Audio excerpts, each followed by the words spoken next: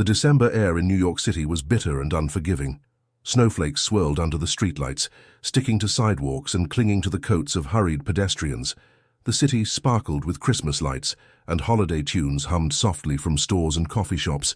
But for Jonathan Grant, the magic of the season was nothing more than a commercial ploy. Jonathan strode briskly down Fifth Avenue, his polished shoes barely making a sound against the icy pavement. The weight of his responsibility as CEO of Grant Enterprises bore down on his shoulders, though he never let it show. He was, as always, impeccably dressed, a tailored black wool coat over a navy suit, a silk tie knotted with precision. His grey eyes were cold and calculating, scanning the street without really seeing it. Tonight was Christmas Eve. For most, it was a time of warmth and family, of fires crackling and stories shared. For Jonathan, it was just another night, another opportunity to finish a deal or review a proposal. He wasn't the type to waste time on sentiment. As he turned the corner toward his sleek black Mercedes parked a block away, he noticed a small figure standing by the entrance to a department store.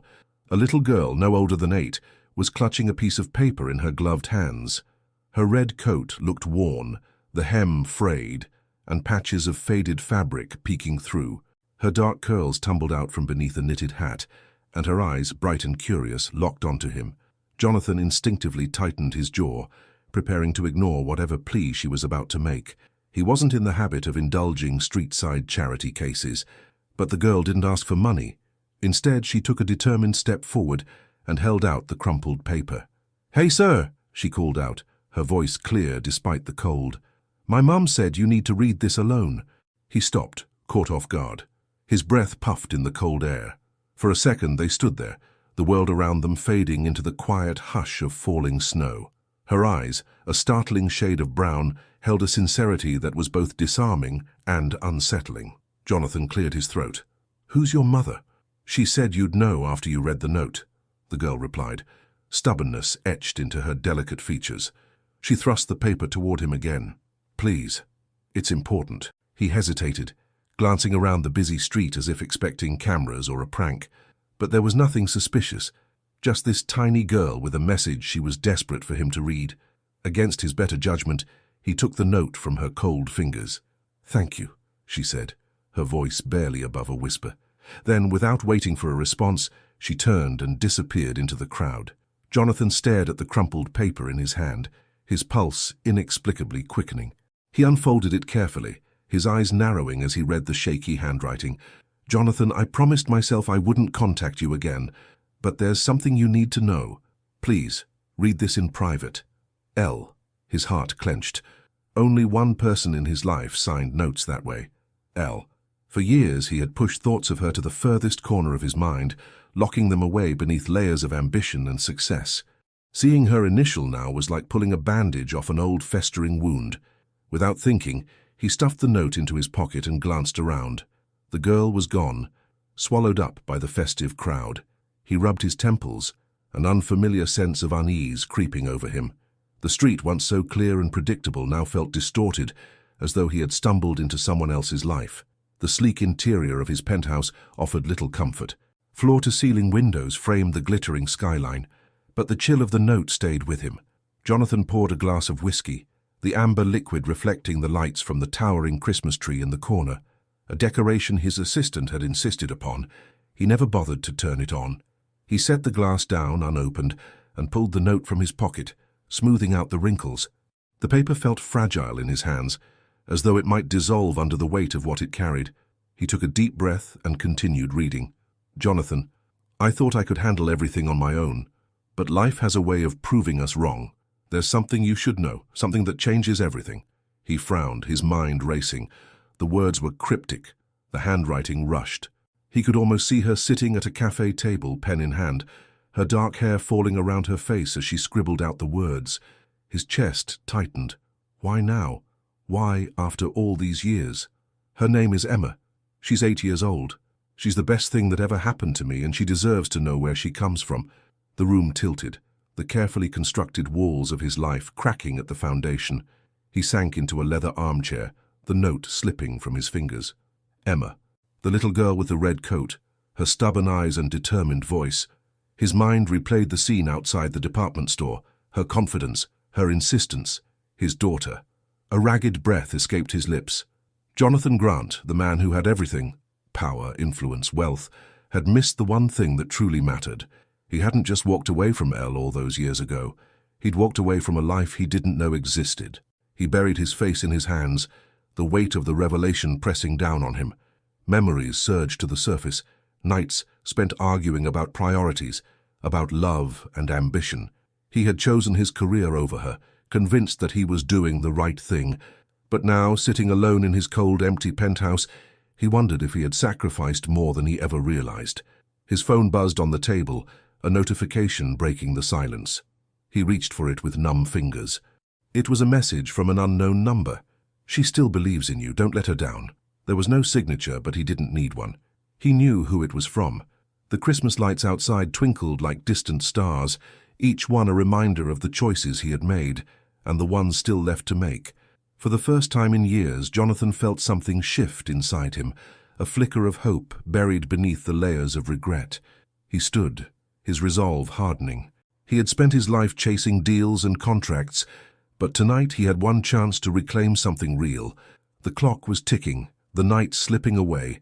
He couldn't let it end like this. Throwing on his coat, he headed for the door, the note clutched tightly in his hand. This Christmas Eve he was going to find his daughter. Jonathan's footsteps echoed through the lobby of his building as he stepped out into the cold night. The world felt sharper, more real than it had in years. His breath misted in front of him as he walked toward his car, hands clenched into fists. The weight of the note pressed against his chest, a constant reminder of everything he had missed. The streets were quieter now, most people tucked into their homes or gathered around fireplaces with loved ones. The festive lights, once just a meaningless blur, now seemed to mock him. He climbed into the Mercedes and gripped the steering wheel tightly. For the first time in years, Jonathan Grant didn't have a plan, but he knew where he had to go. He punched an address into the GPS, one that had been burned into his memory long ago, a small apartment on the Lower East Side. He hadn't been there in years, but he knew she wouldn't have moved far. Elle had always loved the neighborhood's raw energy, the sense of community, the way it felt like home. As he drove through the city, memories assaulted him. The night spent walking these same streets hand in hand with her, laughing over late-night pizza, arguing about his long hours at work. She had believed in him back then, believed that he could be more than just a ruthless businessman. But he'd let her down again and again until she had no choice but to walk away. And now she had raised their daughter alone. His fingers tightened on the wheel. Emma. The name felt both foreign and familiar, like a song he'd once known by heart but had forgotten. He tried to imagine her life, her first steps, her first words, her birthdays. How many moments had he missed? The thought was unbearable. He parked the car across the street from the apartment building and stared up at the second-floor windows. The soft glow of Christmas lights framed the glass, and for a moment he let himself hope. He stepped out of the car, his shoes crunching against the snow, and crossed the street. His hand shook as he pressed the buzzer. A familiar voice crackled through the intercom. "Hello?" He swallowed hard. It's me." There was a long pause. He could almost hear her breath catch. "What are you doing here, Jonathan?" Her voice was wary, guarded. "I need to see you. Please." Another pause. Then the door buzzed open. Jonathan climbed the narrow stairs, his heart pounding with each step. When he reached her door, it swung open before he could knock. There she was, Elle, standing in the soft light of her apartment, wearing a simple sweater and jeans. Her dark hair was pulled back, and her eyes were as piercing as ever. Time had barely touched her, but there was a new hardness around her mouth, a weariness he didn't remember. She looked at him for a long moment, her arms crossed over her chest. "You're late." His throat tightened. "I know." She stepped aside, allowing him in. The apartment was small but warm, filled with the scent of cinnamon and pine. A modest Christmas tree stood in the corner, adorned with handmade ornaments. The walls were lined with bookshelves and framed photos of Emma. He scanned the room, taking in every detail, trying to piece together the life that had unfolded without him. Elle closed the door and turned to face him. "Why are you here, Jonathan?" He pulled the crumpled note from his pocket and held it out to her. "She gave me this. Outside a store tonight." Her eyes softened as she took the paper from his hand. "Emma wanted you to know." "Why now?" he asked, his voice raw. Why didn't you tell me sooner? She let out a shaky breath and sank onto the couch. I didn't think you wanted to know. You made your choice, Jonathan. Your work, your ambition, those things were more important than us. I couldn't force you to be a father. He sat beside her, his hands clasped together. I thought I was doing the right thing. I thought I was building a life that would make us both proud. And did it? She asked, her eyes searching his face. Are you proud of what you've built? He looked away, the walls of his carefully constructed life crumbling. No, he admitted, not anymore. A silence settled between them, heavy with unspoken words. He glanced at the photos on the wall, snapshots of Emma at different ages, smiling, playing, growing. His heart ached with a longing he couldn't describe. Where is she? He asked softly. She's asleep, Elle said, her voice barely above a whisper. I didn't want to wake her. He nodded, disappointment tightening his chest. But he understood. He had no right to barge into her life, to disrupt her world, just because he finally decided to show up. Does she know about me? He asked. Elle hesitated. She knows you exist. I told her you were busy, that you had important work to do. He flinched at the words. Important work. Nothing seemed important now except the little girl sleeping in the next room. I want to meet her, he said, his voice trembling. If she'll let me. Elle studied him, her eyes filled with pain and uncertainty. Jonathan, she's just a child. I can't let you hurt her. I won't, he promised. I know I don't deserve it, but I want to try. I want to be her father. A tear slipped down her cheek, and she wiped it away quickly. It's not that simple. I know, he said, but I have to try. They sat in silence, the weight of the past pressing down on them. Finally, Elle sighed. She's been asking about you more and more lately. I think she's ready. Hope flared in his chest. Thank you. She stood and walked to the hallway. Wait here. Jonathan's heart pounded as he watched her disappear down the hall. He heard the soft creak of a door, a whispered conversation. His palms were sweating, his breath shallow. This was the most important moment of his life, and he was terrified he would ruin it. A minute later, Elle returned with Emma at her side. The little girl's dark curls were tousled from sleep, her eyes blinking in the dim light. She clutched a stuffed bear to her chest, her red pajamas patterned with snowflakes. She looked at him with curiosity and a hint of caution. Jonathan's throat tightened. She was beautiful, with her mother's eyes and a stubborn tilt to her chin that he recognized all too well. Emma, Elle said gently. This is Jonathan. Emma tilted her head. Are you my daddy? The word hit him like a punch to the gut. He nodded, his voice caught in his throat. Yes, I am. She studied him for a moment, then took a tentative step forward. Mommy said you were busy. Are you still busy? No, he whispered. Not anymore. Her eyes searched his face, and for a moment he thought she might turn away. But then she reached out, her small hand brushing against his. Do you want to see my Christmas tree? His breath caught. I'd love to. A smile broke across her face, small and shy, but it lit up the room. She took his hand and led him to the tree, her excitement growing with each step. Elle watched them, her eyes shining with tears. Jonathan knelt beside his daughter, his heart swelling with a love he'd never known. He didn't know what the future held, or if he could ever make up for the time he'd lost. But for the first time in years, he felt like he was exactly where he was meant to be. And this Christmas Eve, that was enough.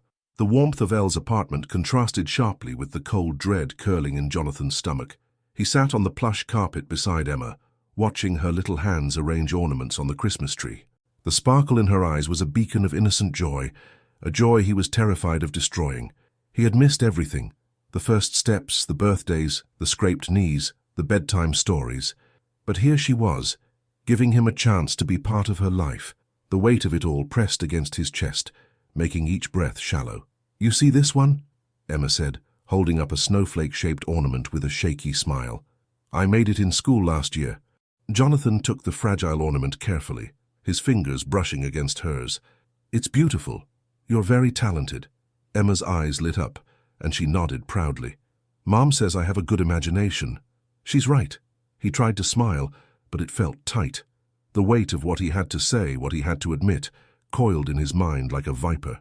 From the corner of his eye, Jonathan saw Elle watching them, her arms wrapped around herself, eyes filled with uncertainty. He knew that look. It was the same look she had given him the night she left, the night he didn't fight hard enough to make her stay.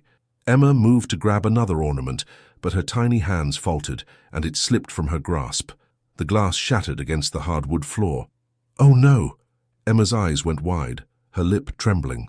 Jonathan's instinct kicked in, and he reached out to comfort her. "Hey, it's okay. We can fix it." Tears welled in her eyes. "But it was my favorite." He looked into those big, innocent eyes, and a painful realization twisted in his gut. He couldn't fix everything, not with glue, not with apologies, not with empty promises. But he could try to be there, to pick up the pieces he had left scattered in his absence. Elle knelt beside Emma, wrapping her in a gentle hug. "Accidents happen, sweetheart. We'll get another one." Emma sniffled and nodded, her tears drying quickly. "Okay, Mommy." Jonathan watched them, his heart splitting in two. He wanted to be part of their world, but standing on the outside made him question if he deserved it. He cleared his throat, trying to steady his voice. "Emma," he said softly, "can I talk to your mum for a minute?" She nodded, already distracted by the twinkling lights on the tree. Jonathan rose to his feet and met Elle's gaze. Her eyes were guarded, her body tense. They stepped into the kitchen, where the faint scent of cinnamon lingered. Elle leaned against the counter, her arms folded tightly across her chest. The silence between them grew thick, almost suffocating. "What is it, Jonathan?" Her voice was steady, but he could hear the cracks beneath the surface. He ran a hand through his hair, his fingers trembling. "I need to know the truth, Elle. Why now? Why did you decide to let me back in?" She exhaled, her eyes glistening. It wasn't an easy decision. Emma kept asking about her father. "She deserves to know you, to at least have the chance to decide if she wants you in her life." He swallowed hard. "And you, do you want me in her life?" She looked away, her jaw tight. "I don't know. I'm afraid you'll hurt her, that you'll get bored or decide she doesn't fit into your world." He flinched. The accusation, though unspoken, cut deep. "I'm not that man anymore. Aren't you?" She met his gaze, the pain in her eyes almost unbearable. "You walked away once. What's stopping you from doing it again?" Jonathan's chest ached. "I walked away from you, not her. I didn't know she existed." "That doesn't make it any easier," she whispered. "She's just a little girl, Jonathan. She doesn't understand broken promises or second chances." He took a step closer, his voice trembling. "I want to be here. I want to try. Please, give me that chance." Her eyes searched his face, looking for any trace of the man she had once loved. Finally, she nodded, a tear slipping down her cheek. "Okay, but if you hurt her, I won't forgive you." "I won't," he promised, his voice raw. They stood there, the weight of the moment settling between them, a fragile truce built on hope and the thin threads of possibility. For the first time in years, Jonathan felt like he was standing on the edge of something real, and he was terrified. Later that night, after Emma had fallen asleep again, Jonathan and Elle sat on the couch, the silence stretching between them. The soft glow of the Christmas tree bathed the room in warmth, but Jonathan's mind churned with doubt. "I have to ask," he said quietly, "why didn't you tell me back then?" Elle's fingers traced the edge of her coffee cup. "I wanted to, Jonathan, but every time I picked up the phone, I remembered how much you didn't want a family, how you were so focused on your career. I thought you'd resent us." He swallowed the lump in his throat. "I was an idiot." Her eyes softened. "Maybe we both were." The distant sound of carolers filtered in through the window, a reminder that the world outside was still moving, still celebrating. But here, in this small apartment, time felt suspended. "Jonathan," she said suddenly, her voice tight with emotion, "there's something else you need to know." His heart stuttered. The fear in her eyes, the hesitation in her voice, it clawed at his insides. "What is it?" She took a deep breath, her fingers trembling. "Emma, she's sick." The room spun. He gripped the arm of the couch, his pulse roaring in his ears. "What do you mean she's sick?" "Leukemia," she whispered, tears spilling down her cheeks. "She was diagnosed 6 months ago." The words hit him like a freight train, shattering every illusion he had left. He couldn't breathe, couldn't think. Images of his daughter, her bright eyes, her shy smile, blurred with the weight of the revelation. Is she going to be okay?" His voice cracked. "They caught it early," she said, her voice shaking. "She's responding to treatment. But it's a long road, Jonathan. She needs stability. She needs people who love her." His chest felt like it was caving in. The thought of losing her, of never having the chance to make things right, was unbearable. "I want to help. I need to help." Elle wiped her tears away, her eyes fierce. "Then be here. Be the father she needs. Don't just show up tonight and disappear when things get hard." "I won't," he vowed, his voice a raw whisper. "I'm here. For both of you." For the first time in his life, Jonathan Grant understood what it meant to be powerless. To be at the mercy of something greater than himself. His wealth, his influence, his carefully constructed life, none of it mattered now. The only thing that mattered was the little girl sleeping in the next room, and the woman who had carried the burden alone for so long. Elle took his hand, her fingers cold but steady. "We'll take it one step at a time." He nodded, tears burning his eyes. One step at a time. Outside, the snow continued to fall, blanketing the city in white. The carolers' voices faded into the night, but their song lingered in the air, a soft, fragile hope that refused to be extinguished.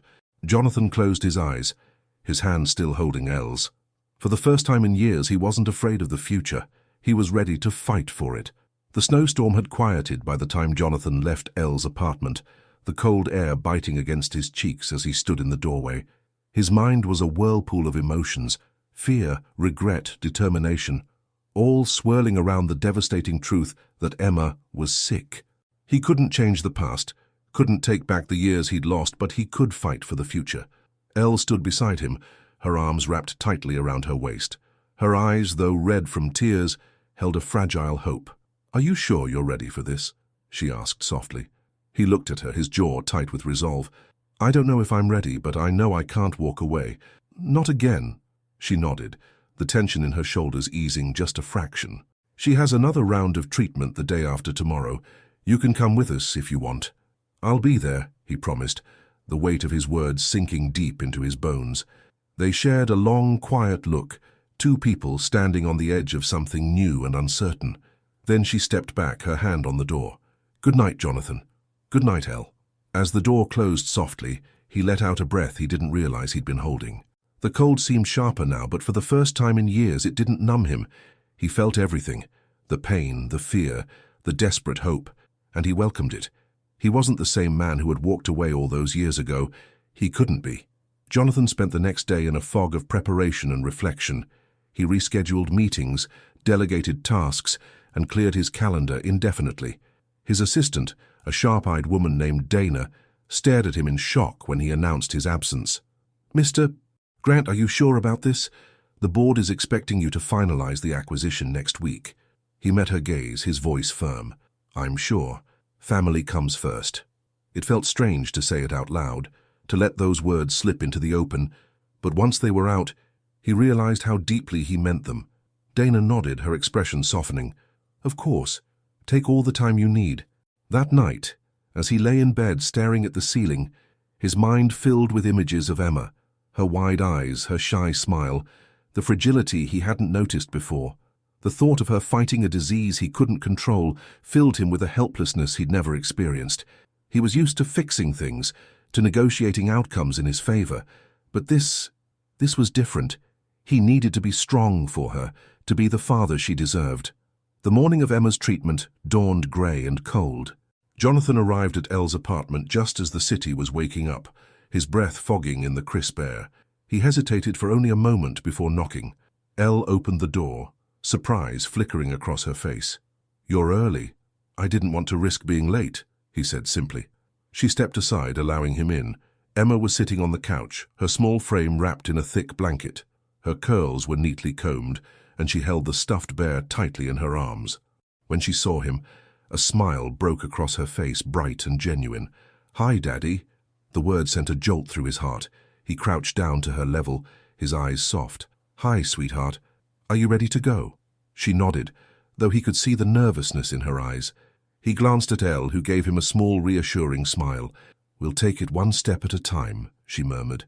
He reached out and squeezed Emma's hand. "We're in this together." The hospital was a sterile maze of white walls and muted voices. Jonathan's polished shoes clicked softly against the linoleum floor as they walked down the hallway. Emma's small hand clasped in his. Elle walked on her other side, her face calm, but her eyes betraying her worry. They entered the treatment room, a bright space with a recliner chair and an array of medical equipment. The sight of it made Jonathan's stomach twist. Emma climbed into the chair with practiced ease, setting her bear on her lap. A nurse with a kind smile came in, her voice cheerful and gentle. "Good morning, Emma. Are you ready for today?" Emma nodded bravely, though her fingers tightened around her bear. Jonathan watched, his heart aching. How had she grown so strong, so brave without him? The nurse glanced at him. "And who's this?" Emma smiled. "That's my daddy. He's staying with me today." Jonathan swallowed the lump in his throat and nodded. "I'm not going anywhere."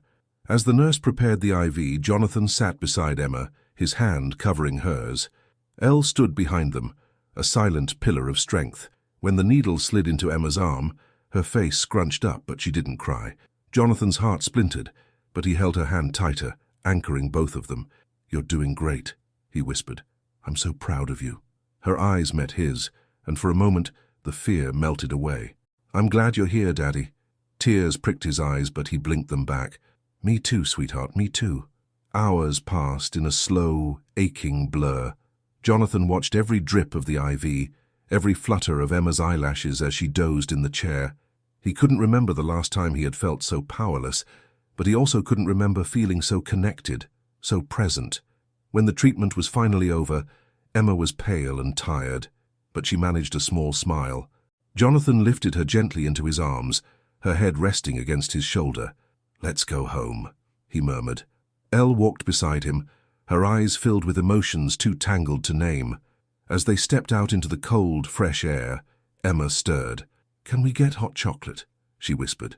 Jonathan smiled, his heart swelling. "Of course, anything you want." They ended up at a small cafe near the hospital, the kind with fogged-up windows and the rich scent of cocoa and coffee. Jonathan settled Emma into a booth, wrapping her in her blanket.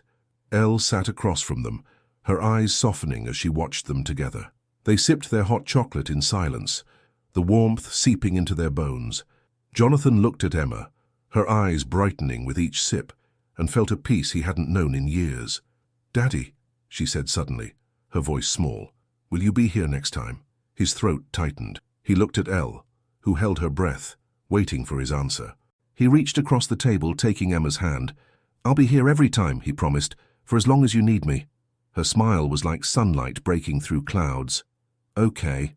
Elle's eyes shimmered with tears, but she smiled. "Thank you, Jonathan." He met her gaze, his voice firm. "No, thank you, for giving me a second chance." They sat there, the three of them, a fragile family bound by love, pain, and hope. The world outside kept moving, the snow kept falling, but for them, time stood still. It wasn't a perfect ending.